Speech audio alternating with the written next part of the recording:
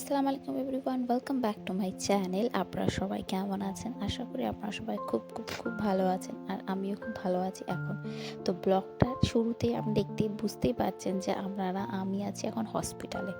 Actually আমার baby delivery date ছিল 25th November, but আমাকে কোনো কারণবশত আমার লিভার এনজাইমগুলো অনেকটাই হাই হয়ে গেছিলো, যেটা আমার আগে প্রচুর পরিমাণে কমপ্লিকেশন ছিল প্রেগনেন্সিতে। তো ডক্টর আমাকে টোয়েন্টি নভেম্বর 18-এ অ্যাডমিট হতে বলেছিল, 25th-এ অ্যাডমিট হতে বলেছিল, বাট আমার কমপ্লিকেশনের জন্য আমাকে দুদিন আগে অ্যাডমিট হতে হয়। তা আমি অ্যাডমিট হই 18 তারিখে, বিকজ ডক্টর আমাকে 18 তারিখে একটা ইঞ্জেকশন দেওয়ার কথা ছিল। সেই ইঞ্জেকশনটা বেবির লাংসের জন্য ছিল, আর আমার বেবি হয়েছে 35 উইকসে, প্রিটার্ম বেবি। তার জন্য যাতে বেবির কোনো লাংসের ক্ষতি না হয় বা লাংসের ডেভেলপমেন্টের জন্য সেই ইঞ্জেকশন দেওয়ার কথা ছিল। তো সেটা আমি নিতে গিয়েছিলাম। তো সেখানে আমাকে ডক্টর আমার ব্লাড টেস্ট করে, এবং সেখানে আমার ধরা পড়েন যে আমার সমস্ত এনজাইম আবার হাই হয়ে গেছে। অলরেডি আমার এগুলো হাই ছিল, যার জন্য আমি হসপিটালে এর আগেও ভর্তি হয়েছিলাম, বাট আবার হাই হয়ে যায়। তার জন্য আমাকে এবার 18 নভেম্বরে ভর্তি হতে হয়, এবং 18 নভেম্বরে একটা ইঞ্জেকশন দেয়, এবং 19-এ আমাকে আরেকটা ইঞ্জেকশন দেওয়া হয়, এবং ডক্টর তখন বলে যে তোমার 20-তে বেবি ডেলিভার করা হবে। আর আজকে ছিল সেই 20 নভেম্বর। তো এখানে কিন্তু খাওয়া দাওয়ার খুব ভালো পরিমাণে ব্যবস্থা আছে। এটা হচ্ছে কাতারের গভর্নমেন্ট হসপিটাল, যার নাম হচ্ছে হামাদ। আর এটা আমি গাইনো ডিপার্টমেন্টে ভর্তি আছি।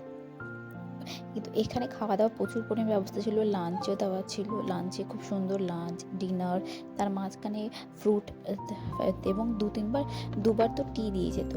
আর আজকে আমাকে লাস্ট আমাকে ডিনার করতে দিয়েছে এরা। ডিনারে দিয়েছিল রাইস আর চিকেন, তার সাথে স্যুপ আর স্যালাড, এবং তার সাথে ছিল একটা লো ফ্যাট কার্ড, এবং লো ফ্যাট কার্ড এরা সবসময় দিয়ে যায়। আর তার সাথে আমাকে নেক্সট ডে যেহেতু আমার সিলেকশন হবে, তার জন্য আগে থেকে এরা গাউন এবং এই সক্সটা দিয়েছিল, ফুল লেন্থ সক্স, গাউন, এবং আমাকে বলেছিল তোমাকে রাতেরবেলা 8টার সময় চান করতে হবে, প্লাস ভোরবেলা 4টের সময় চান করতে হবে। যার জন্য একটা ওখান থেকে লিকুইড সোপও দিয়েছিল, যেটা বলছে এটা লাগিয়ে চান কর, ফ্রেশ হতে বলেছিল আমাকে।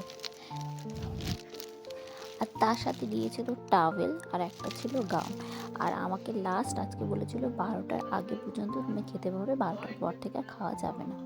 আর আমার মন ভালো করার জন্য আমার বর আমাকে একটা ফ্লাওয়ার গিফট করেছে, সামনে রাখাছিলাম, সামনে দেখিয়ে বেশ ভালো লাগছে। হসপিটালের মধ্যে তো আর ভালো লাগে না একা একা।